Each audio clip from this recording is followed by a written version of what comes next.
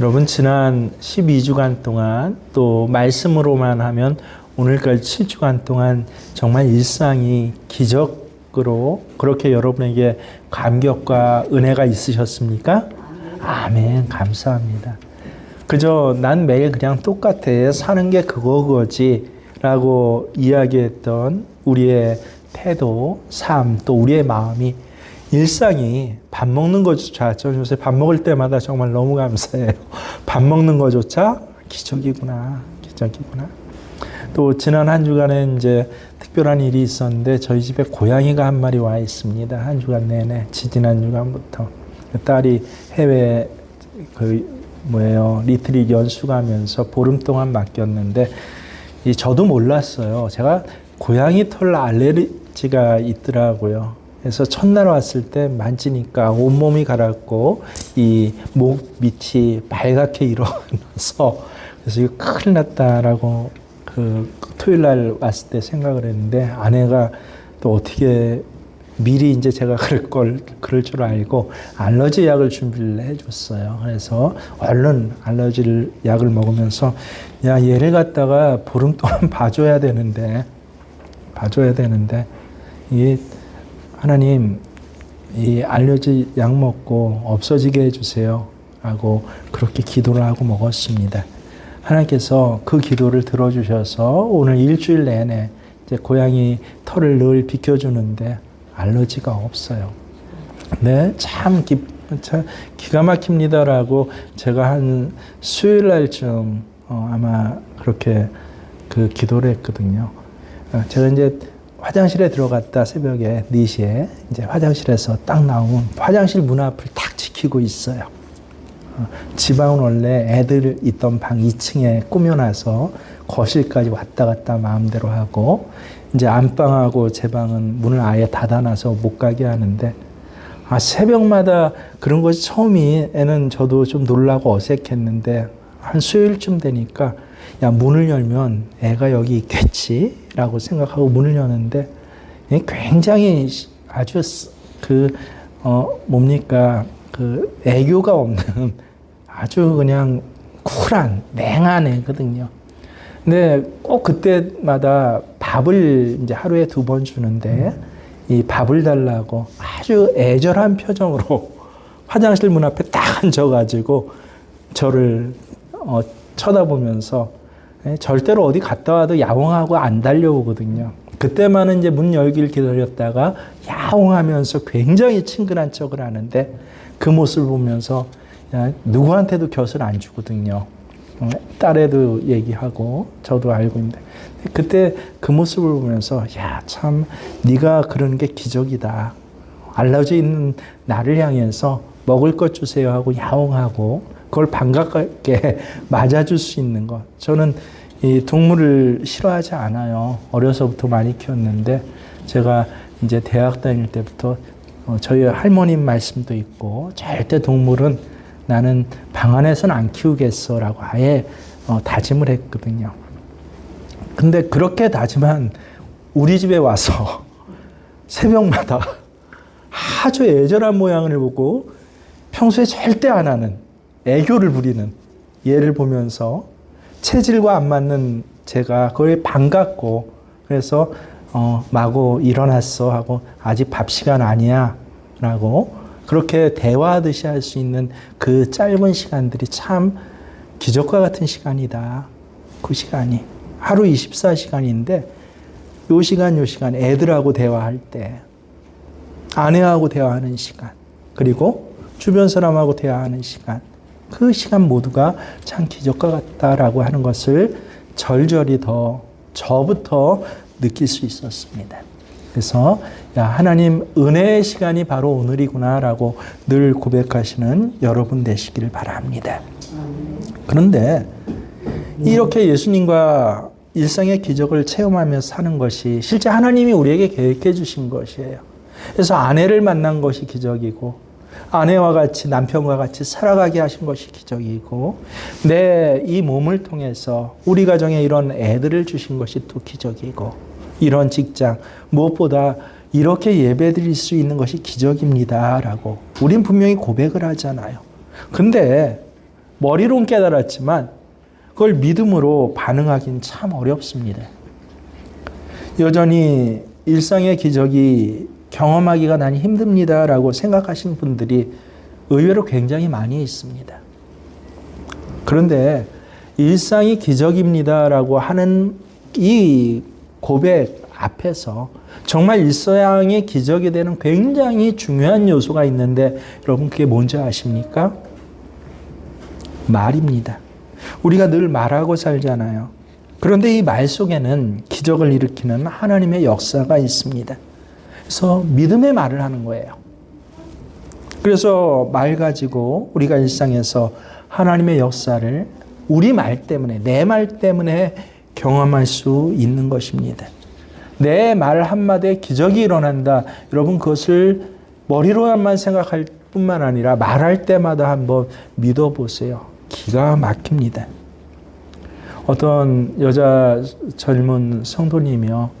이제 어렵게 몇 년에 걸쳐서 남편을 전도했습니다. 감사하게도 남편이 교회 나오면서 뜻밖에도 참 좋아하는 것이에요. 그 생활이 변화되기 시작했습니다. 그래서 신도의 모임에도 나가고 또 들려오는 소리는 신도의 모임 나가갖고 내가 매일 술 마셨는데 이제 술 안 마시겠습니다라고 그렇게 고백을 했다는 겁니다.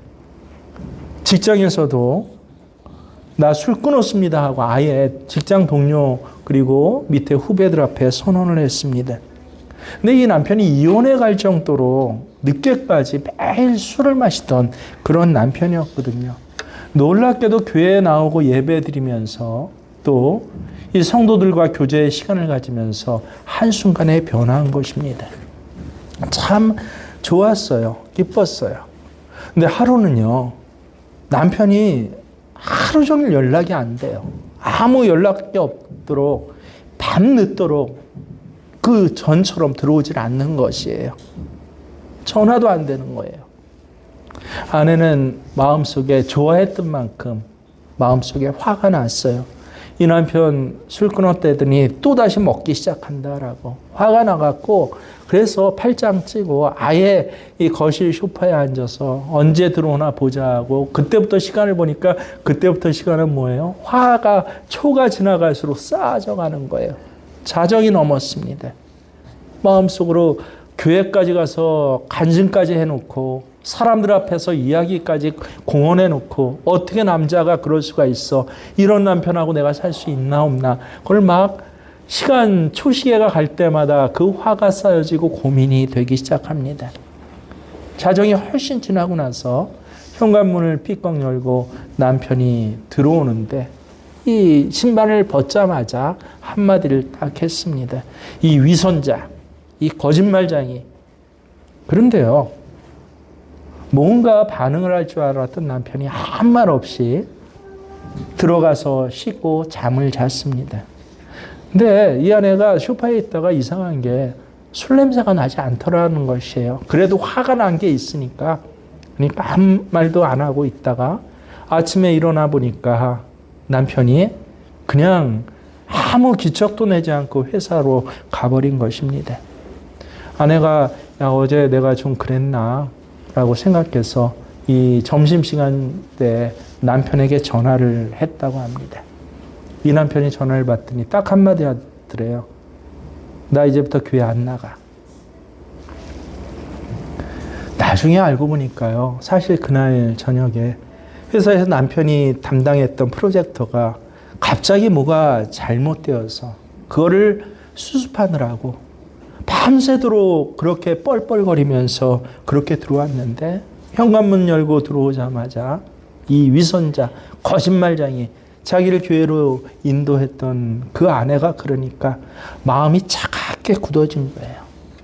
말 한마디가 어때요? 정말 마귀의 역사를 일으켰던 것입니다. 그런가 하면요. 실제 이분은 제가 아는 분이에요. 이 결혼하기 위해서 남편 어머니의 허락을 받아야 하는 이 여자분이 계셨어요. 근데 그것은 불가능하다라는 그런 생각이 들었다고 합니다. 이 남편 될 사람은 굉장히 좋은 직장, 직급도 제법 높은 한 7급 정도 되는 그러한 공무원이었어요. 30대 초반의 미남형에 거기다 나이도 연하의 남자였습니다. 근데 자기는 결혼에 실패한 두 아이의 엄마였던 것이에요. 그러니 어느 부모가 결혼을 쉽게 승낙하겠습니까? 아니나 다를까 들려오는 얘기를 들어보니까 어머니, 아버지뿐만 아니라 형제가 이남 삼녀가 굉장히 있었는데 그 남매 모두가 아주 반대를 한다는 그런 소식이 들렸어요. 이 남편의 어머니는 이 지방에서 사시는 교회에서 굉장히 신실한 권사님으로 그렇게 이야기되고 있는 그런 분이었어요. 아들이 결혼하겠다는 여자에 대해서 그 상황을 듣고선요, 새벽 기도에 나가 하나님 이 결혼 막아주세요라고. 내가 다른 조건은 그동안 야 우리 며느리 이런 며느리 들어왔으면 좋겠다라고 생각했다. 우리 아들에 걸맞는 며느리가 들어왔으면 좋겠다라고 그렇게 생각했던 모든 건 내가 다 포기하겠습니다. 이 여자만 안 됩니다. 라고 하면서 뭐라고 얘기를 했냐면요. 적어도 믿는 사람하고는 결혼해야죠. 이 여자하고 결혼한 거 막아주세요. 라고 기도했다고 합니다. 그렇게 이 작정하고 기도 드리는데 40일 기도 드리겠다고 했는데 한 20일쯤 지나서 어느 날 새벽에 기도하는데 주님이 그런 마음을 주시더래요. 3명의 영혼을 살린 일인데 내 마음을 십자가에 못 박을 수 없겠느냐라고요. 처음에는 왜 이런 마음을 주시는지 이해가 안 됐더래요. 근데 가만히 생각해 보니까 3명의 영혼이 누구예요? 그 며느리 되겠다는 여자와 딸린 두 아이들이었어요. 근데 깨달아지고 연유가 되긴 했는데 용납이 안 되는 것이죠. 못 들은 척 했더랍니다. 근데 나머지 20일 동안 내내 주님 기도할 때마다 그런 마음을 주시는 거예요. 3명의 영혼을 살린 일인데 이제는 음성까지 진짜 들리더랍니다. 그래서 결국은 이 40일 기도 끝나자마자 작정하고 하나님하고 이제 대결하려고 권사님 기도원에 금식 기도로 들어갔습니다. 뭐라고 하냐면 하나님 뜻을 바꿔주시든지, 이 권사님 굉장히 또 지혜가 있으시고 또 은혜가 있으신 분이잖아요. 하나님 뜻을 바꿔주시든지 아니면 내 마음을 바꿔주세요라고 기도하러 올라갔습니다. 7일 동안 작정하고 금식 기도를 하는데 처음에는 기도도 안 됐대요. 7일 다 돼서 마지막 날 하나님이 드디어 이전처럼 말씀하시더래요. 뭐라고 말씀하시냐면요. 야, 나는 너를 위해서 내 아들을 십자가에 죽였는데, 그래서 네 영혼을 구원했는데 3명의 영혼을 위해서 네 마음을 나한테 다오. 이 권사님이 그렇게 말씀하시는 하나님의 음성을 분명히 듣고 펑펑 울었어요. 그러면서 고백했어요. 내 마음 그래요. 하나님께 드리겠습니다. 그러고 나서 내려오자마자 이 마음을 내가 허락하겠다는 마음을 전해야겠다라고 며느리 될 그 아이의 여자분의 전화번호를 아들한테 받아서 전화를 했대요. 만나자라고 연락을 주니까 첫 만남이 얼마나 이 여자분이 며느리 될 분이 떨렸을까요? 근데 이 며느리가 직접 고백했던 거예요. 어머니가 나를 딱 만나자고 했던 밥집에 딱 들어갔는데 나를 보더니 가만히 보고 그리고 한마디를 하더래요. 얘야 참 잘 왔다. 나를 보고 얘야 참 잘 왔다. 그러더니 그 다음 말을 고백하는데 저한테 얘기할 때도 눈물이 글썽 거려요. 너를 처음 보는 순간 내 며느리다 싶었다라고요. 그러면서 자리에서 일어나서 앞에 있는 이 여자를 안아주는데 그렇게 눈물이 나더래요. 그렇게 눈물이 나고 너무너무 감사하고, 그래서 이 며느리가 애들까지 데리고, 야, 이게 교회 다니는 분, 시어머니, 권사님, 그 마음이 너무 기뻐서 그래서 보답이라도 하려고 애들까지 데리고 정말 교회에 나와서 아이들은 주일학교에 그리고 이 여자분은 교회 나온 지 2년 만에 그 주일학교 교사까지 하면서 열심히 봉사를 하고 있습니다.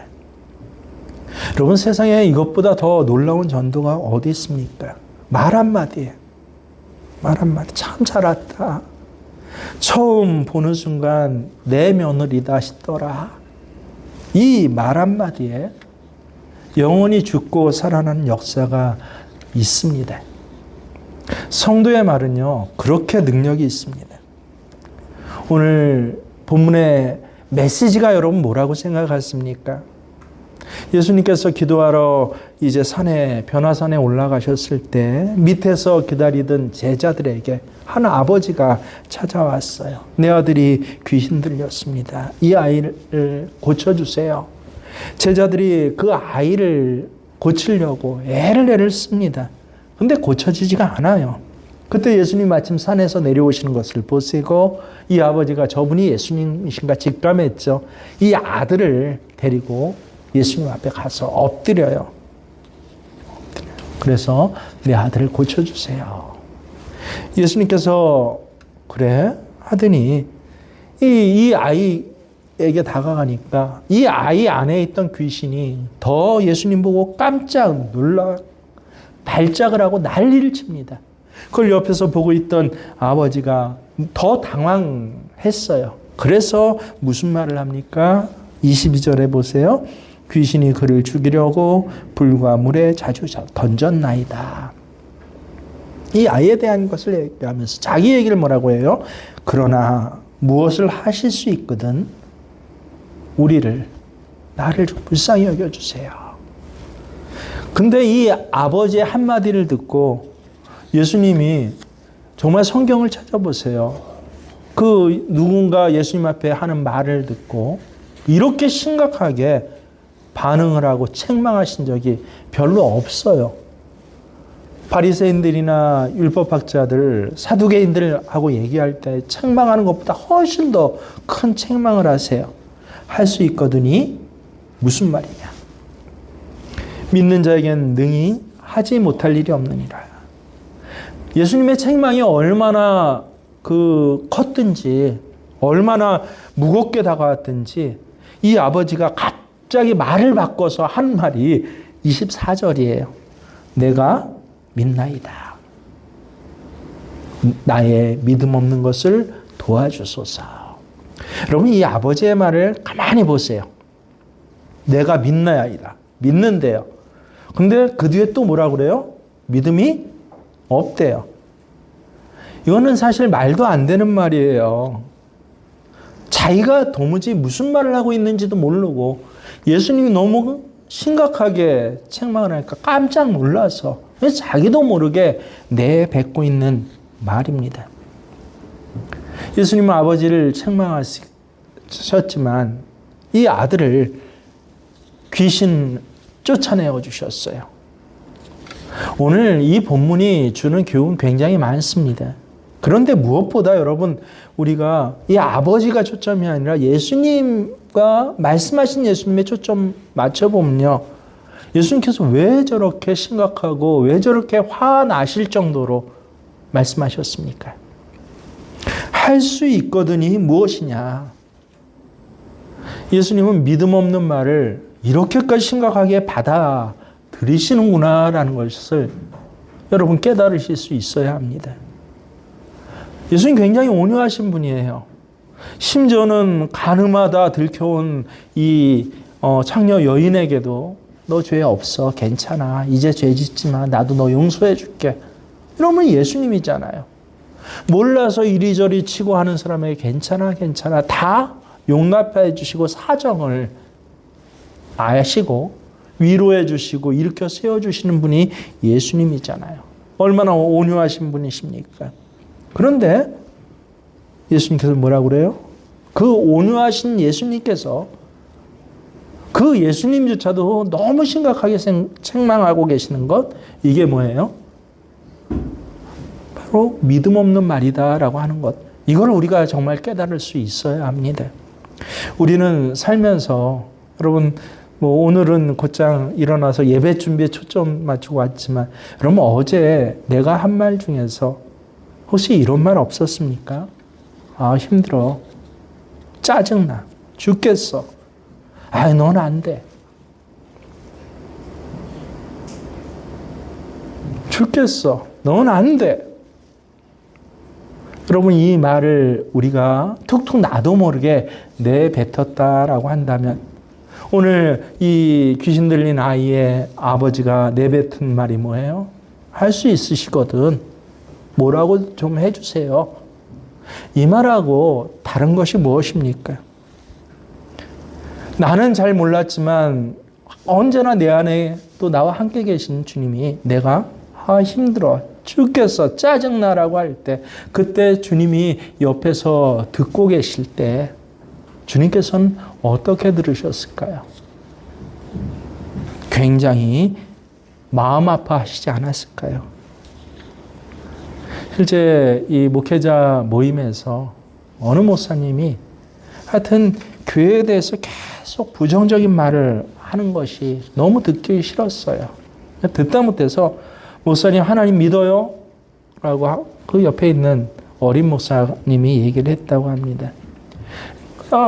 자기보다 어린 목사님이 갑자기 정색을 해서 자기한테 쳐다보면서 그러니까 이 목사님 굉장히 당황을 했죠. 근데 이 목사님이 한마디 더 하는 거예요. 아니 목사님 하나님 믿는다는 사람이 목사님이 어떻게 그런 말을 해요? 아주 강하게 정색을 하고 책망을 하더랍니다. 그래서 이 후에 두 목사님 사이는 어떻게 됐을까요? 뭐 거의 원수지간이 됐죠. 참 어려운 자리예요. 한데 주님의 마음이 이 목사님의 그 마음에 감동을 주셔서 그 선배 목사님에게 그렇게까지 말하게 했다라고 하는 것을 우리는 알아야 합니다. 우리가 하나님 믿는 사람이라고 하면서도 심지어 실제 저도 많이 경험해요. 심지어 하나님 믿는 사람들을 함께 섬기고 세워가는 목회자라고 하면서도 장로다 권사라고 하면서도 얼마나 내가 늘 사용하는 말에 다른 건 없어요. 뭐 교양이 있다 없다 그건 따지지 않습니다. 믿음 없는 말을 내가 많이 했는지를 되돌아보아야 합니다. 여러분 집에서 아이들 듣는 앞에서 가족 듣는 앞에서 식탁 앞에서 내가 한 말 한번 되돌아보세요. 어제 그제 친구하고 오랜만에 모여서 내가 한 말 그동안 아무 생각 없이 했던 말들이 어떤 말들이었나라고 지금 한번 생각해 보세요. 그럴 때 정말 내 일상적으로 했던 말들이 뭐예요? 이 아버지와 같이 믿습니다. 근데 나 믿음 없어요. 앞뒤도 영적으로는 안 맞고 자기도 무슨 소리 했는지 모르는 그런 말들을 해오지 않았는지 이런 말들에 대해서 너무 심각하게 예수님 생각하고 계신지는 않았는지 우리가 오늘 반드시 이 문제를 해결받아야 합니다. 믿음을 담아서 건네는 말 한마디는요. 영혼을 살려요. 기적도 일으켜요. 그 열쇠가 된다라고 하는 것을 이제는 깨달아야 합니다. 예수님이 제자들과 그 마지막 만찬 하시면서 감난산으로 가시면서 그러시잖아요. 너희들이 오늘 밤 다 나를 버릴 것이다 라고. 그때 베드로가 정말 베드로는 그때 진심이었어요. 강하게 반발하면서 주님 다른 사람들 다른 제자들은 다 버릴지 몰라도 나는 절대 주님 버리지 않겠습니다 라고 말했어요. 그러자 주님 더 구체적으로 얘기를 하세요. 네가 닭 울기 전에 새벽 닭 우는 그 시간 전에 3번이나 나를 부인할 것이다 라고 말씀을 하시니까 베드로는 이건 진심이었다라고 저는 믿어요. 더 마음에 강하게 얘기를 합니다. 내가 주님과 함께 죽을지언정 주님 부인한 일은 절대 없을 것입니다. 근데 우리 알죠? 결국은 베드로 어떻게 했습니까? 예수님 부인했잖아요. 내가 죽을지언정 내가 주님을 절대 버리거나 배반하지 않겠습니다. 말은 참 잘했어요. 근데 왜 이런 일이 벌어진 것일까요? 믿음으로 말한다는 것이 이 정도밖에 안 되는 것입니까? 이 정도밖에 안 되는데 그래도 믿음으로 늘 말해야 합니까? 말 한마디로 기적이 일어납니다 라고 해서 말은 믿음으로 했는데 그 다음에 실제 베드로뿐만 아니라 우리들도 뒤집어진 적 굉장히 많았잖아요. 그런데 여러분, 우리가 잊지 말아야 할 것은요, 베드로는 결국은 어떻게 했어요? 주님을 위해서 순교했다라고 하는 것입니다. 베드로가 말한 그대로, 베드로가 고백한 그대로 되었다는 것이에요. 우리가 오늘 이 시간 하나님 앞에 예배드리면서 찬양하면서 여러분 얼마나 하나님 앞에 뜨겁게 혹 결단한 것 없습니까? 은혜 있고 예배드릴 때 드렸던 그 고백과 결단들, 혹 나는 잊어버렸을지도 몰라도 하나님은 기억하세요. 그리고 하나님 반드시 내가 말한 그 말, 결단이 이루어지게 하십니다.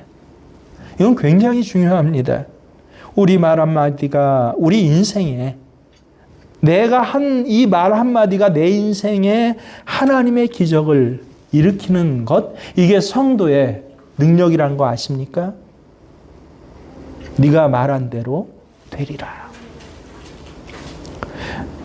베드로 예수님은 3번이나 저주까지 하면서 부인했잖아요. 얼마나 면목이 없어요. 그래서 예수님 부활하신 걸 베드로 봤어요, 그 전에. 그런데도 불구하고 갈릴리 어부 생활로 돌아가잖아요. 근데 예수님이 베드로 바로 그 갈릴리까지, 그 자리까지 찾아가셨습니다. 그리고 베드로를 따로 불러서 물으시죠. 근데 좀 엉뚱한 질문을 하세요. 내가 이 사람들보다 나를 더 사랑하냐? 앞뒤 전후사정을 다 알게 되면요, 저는 가끔 예수님 좀 짓궂으신 데도 있으시다라는 생각도 가끔 해요.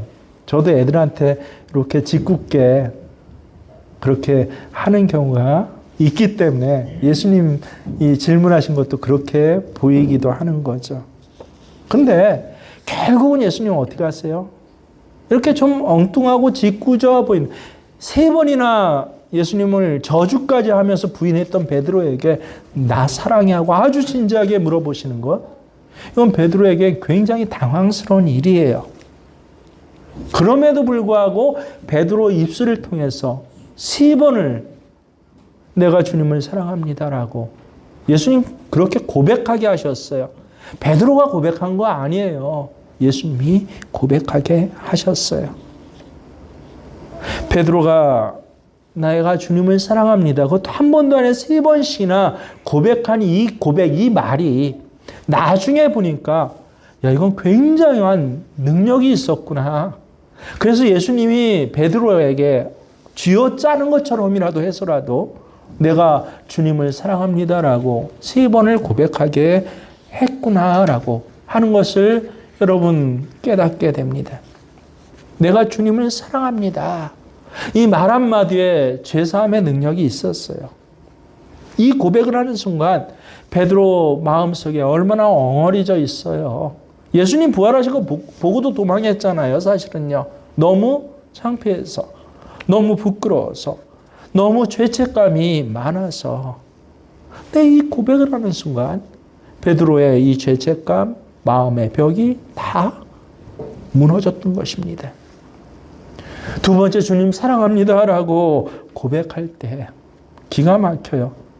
이 고백 때문에 베드로는 고난을 이길 수 있었구나라고 하는 것을 분명히 알게 됩니다. 여러분, 당시 초대교회 얼마나 힘들어요. 주님의 양을 치는 첫 번째 사도예요. 사도가 뭔지 어떻게 하는지도 몰라요. 베드로의 길은 결코 쉽지만 않았습니다. 그리고 그의 마지막은 뭐였어요? 순교하는 것이었어요. 그 사도로 출발해서 순교하기까지 베드로 날마다의 삶의 자리에 얼마나 많은 일들이 일어났을까요? 우리가 결혼해서 애 키우고 뭐하고 하다 보니까 내 인생이 이래 하면서 책을 쓰면 소설책 5권도 쓸 수 있어요. 저희 어머니가 그렇지만 베드로의 인생은 어떻을까요? 정말 그 사명을 감당하면서 도망가고 싶었던 순간 굉장히 많았을 거예요. 그때마다 내가 주님을 다른 모든 것보다 사랑합니다 했던 이 고백이 베드로를 끝까지 사도록 그렇게 사명을 감당할 수 있도록 지키는 능력을 가지고 있었구나 하는 것을 우리는 깨닫습니다. 2번만 그랬나요? 내가 이 모든 것보다 주님을 사랑합니다라고 베드로 그렇게 고백했을 때 저는 분명히 큐티하면서 성령의 음성으로 들었어요. 이 고백의 말이 입 밖으로 나오고 선포되는 순간 베드로의 축복의 문이 열려졌구나라고 하는 것을 저는 믿습니다. 여러분, 예수님은요 아무에게나 주님을 위해서 죽으라고 말씀하시지 않아요. 심지어 내가 주님 제자 되겠습니다. 다 버리고 제자 되겠습니다. 그렇게 따라왔던 젊은이에게도 아니야, 너는 안 돼. 집에 가서 내 가족을 잘 돌봐 라고 하신 주님이에요. 아무나 사실은 받아주시지 않았어요. 주님은 정말 사랑하는 자에게, 내가 주님을 사랑합니다라고 고백하는 자에게 주님은 주의 사람으로 끝까지 살 수 있게 그렇게 하십니다. 내 인생 전체를 봤더니 주께 영광 돌렸습니다라고 그렇게 고백할 수 있는 삶을 살아가게 하시는 것, 내가 주님을 사랑합니다라고 이 고백을 하는 사람만이 누릴 수 있는 복이구나라고 저는 분명히 생각을 합니다.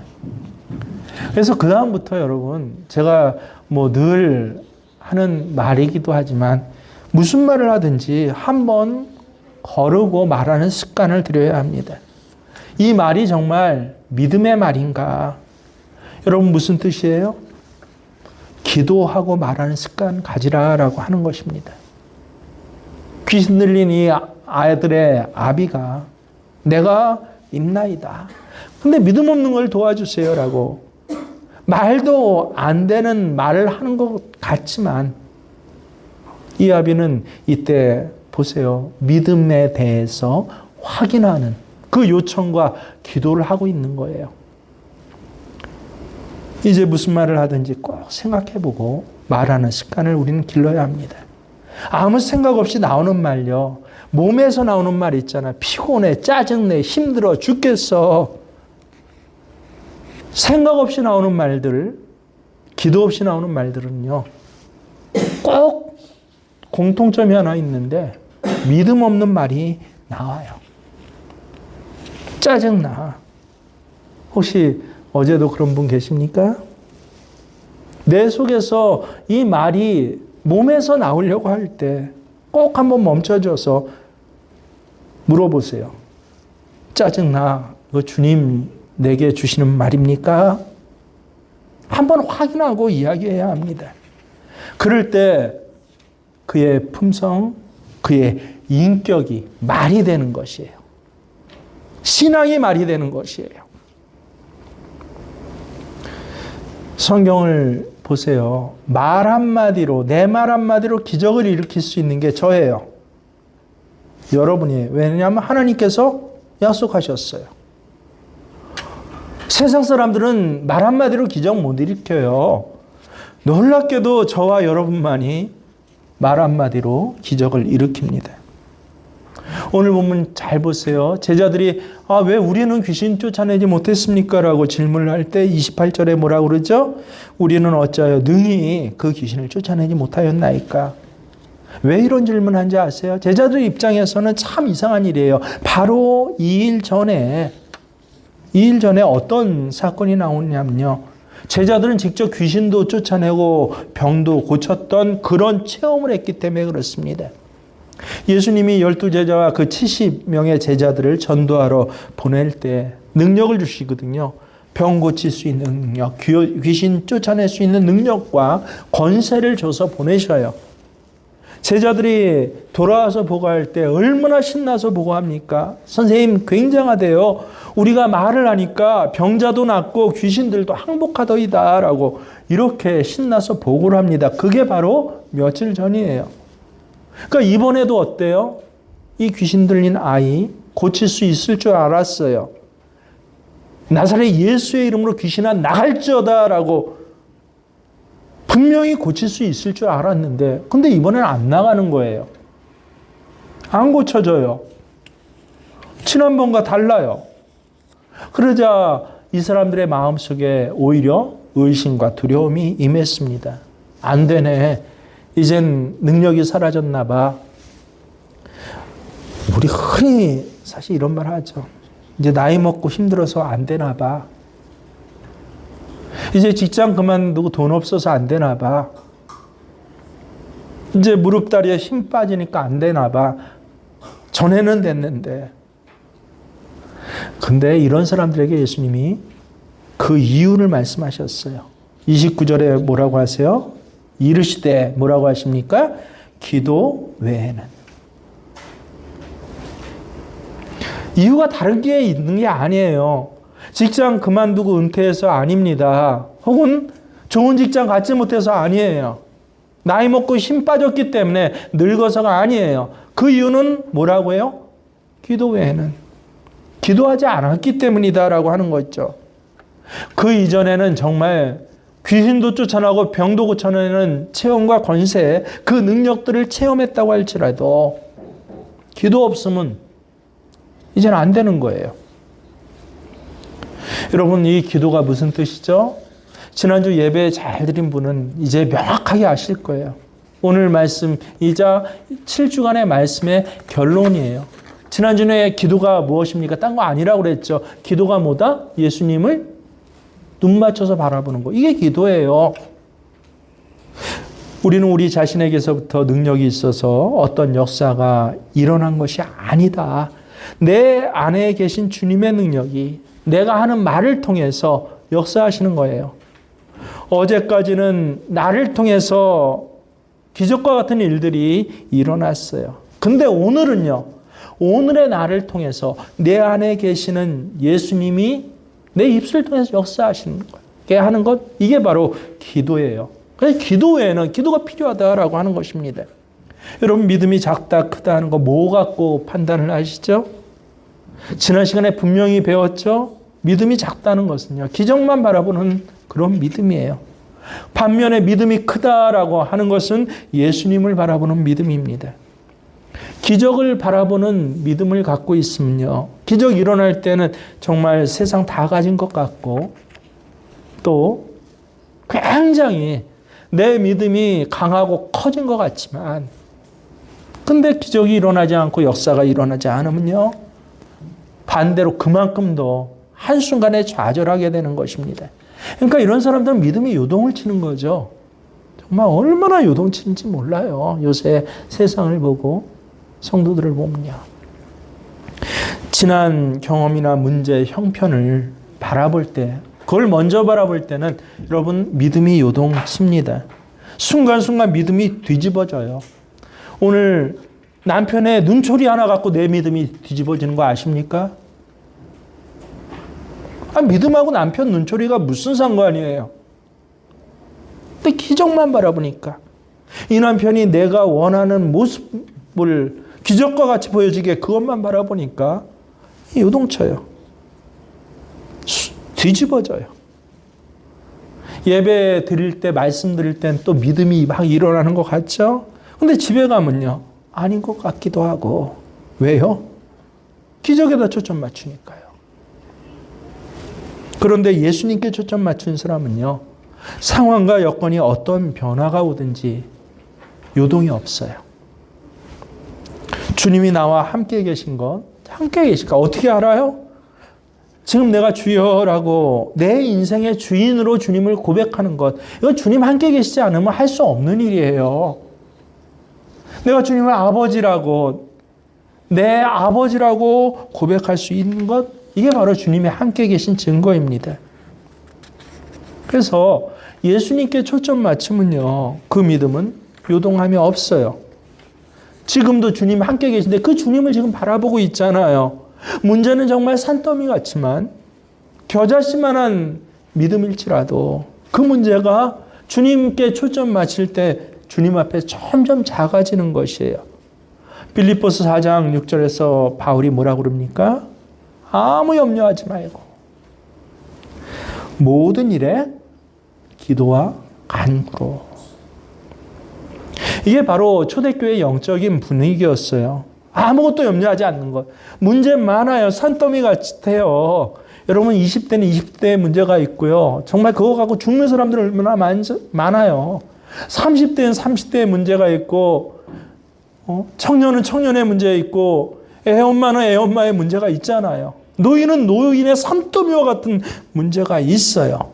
그럴 때 이 모든 일에 오직 기도와 간구로. 이게 초대교회의 능력이 되었습니다. 그래서 우리처럼 초대교회 광야교회예요. 자기 교회당 하나 없어요. 똑같은 상황이에요. 그런데도 그곳에서 예배드릴 때에도 모든 것이 부족하고 열악했어도 그럼에도 불구하고 세계 로마 전체를 흔들어 낼 수 있는 영향력과 충격을 가하고 있었습니다. 왜요? 단 하나. 기도가 달랐어요. 초대교회뿐만 아니라 이게 우리의 능력이에요. 여러분 기도가 뭐라고 그랬죠? 시작. 주님께 초점 맞추는 것. 내 모든 문제, 내 속에 있는 여러 믿음 없어요. 나 그렇지 못해요. 영적인 문제까지도 그 시간 주님께 초점 맞출 때 예수님께서 나의 주인이 되어주시는 거, 이게 바로 기도예요. 그래서 내 입에서 예수님의 말이 이제 선포되는 거예요. 이게 기도예요. 그렇게 될 때 여러분의 말은 그다음부터는 기적이 되는 것이죠. 왜냐하면 예수님이 기적이시니까요. 예수님이 하신 말씀은 기적입니다. 여러분 기도가 이렇게 중요해요. 기도는 말을 바꾸기 때문에 그렇습니다. 실제 기도하면 말이 달라져요. 근데 재밌게도 기도 안 해도 말이 달라져요. 믿음의 말은 기도에 달려 있습니다. 기도하면 이상하게 말에 믿음이 담겨져요. 기도 없을 때는 이상하게 내 똑같은 내 말인데 믿음은 다 빠져버려요. 거기서. 옆집 사람은 얘기할 때, 친구랑 얘기할 때, 가족, 친척, 형제, 자매하고 얘기할 때 믿음을 하나도 빠져버리고 다 빠져버리고 거기 세상 것만 남아요. 야, 여기 하는 게 이율이 좋대. 이렇게 해야 돼. 그런 놈은 이렇게 해줘야 돼. 더 시작해서.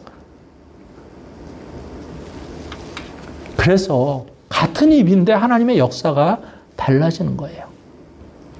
솔직히 요즘에 기도 잘 못하면요. 여러분 말하는 것도 우리가 줄여야 돼요. 마스크 쓰고 다녀야 돼요.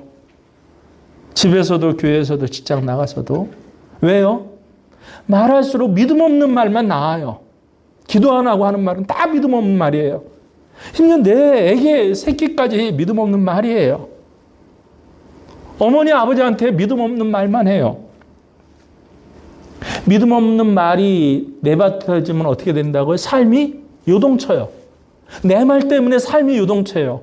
내 인생뿐만 아니라 내 말을 듣고 나와 함께 했던 사람, 남편과 아이들, 부모님, 형제, 자매, 직장에서 그 모든 터전이 요동쳐요. 차라리 말 안 하는 것이 그나마 다행일 수 있어요. 내가 요즘 기도가 안 되고 기도를 못 한다? 그러면 아예 말 안 해야 한다. 내 생각에는 난 그 문제 잘 알고 있어. 그리고 내가 꼭 이 말은 해주고 싶어 라고 하는 말이 있어도 여러분 가만히 있는 게 나아요.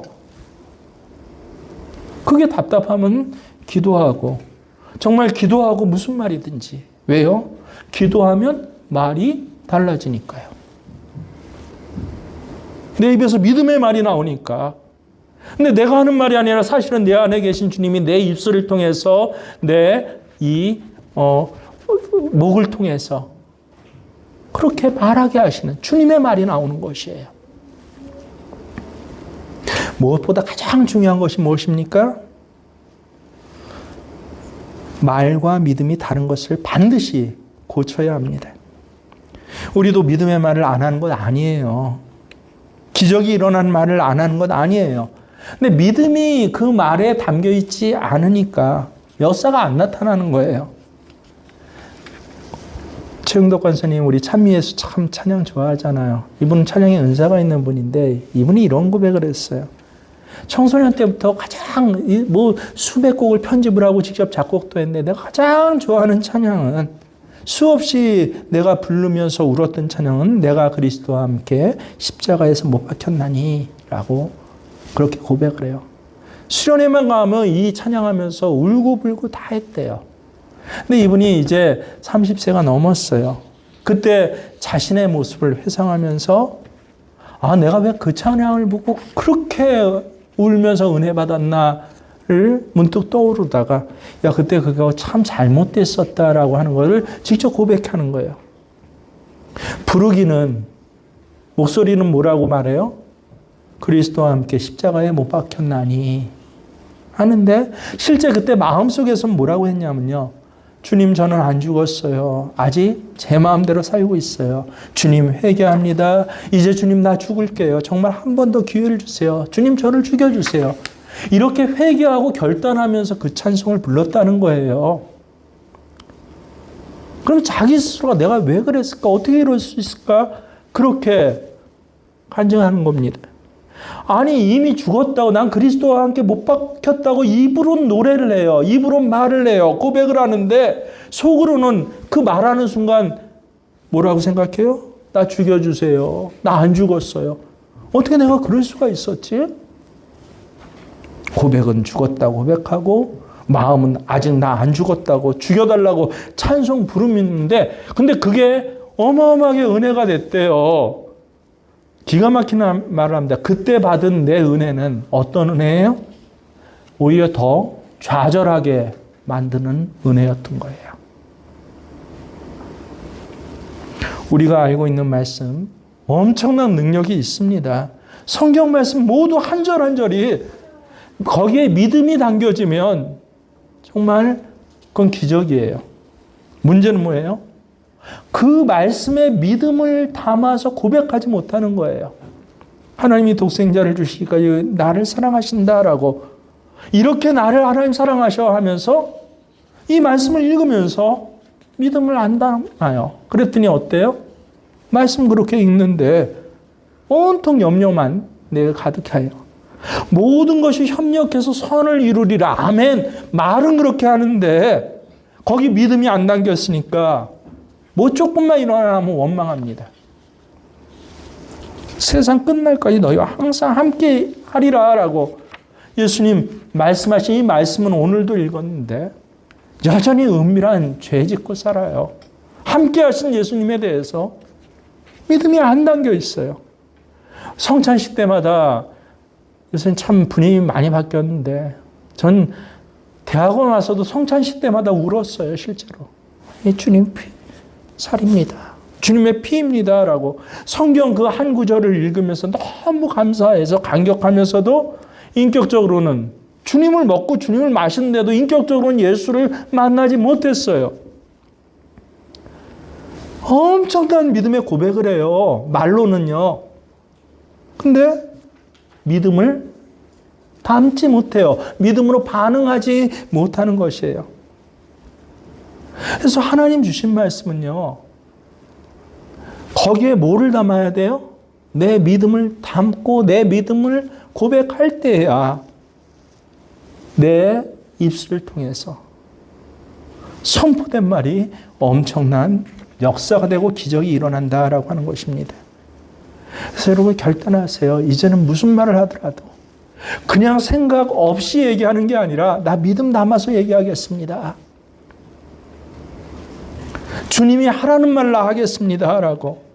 그게 내 말이 되게 하시고 그게 내 삶이 되게 해주세요.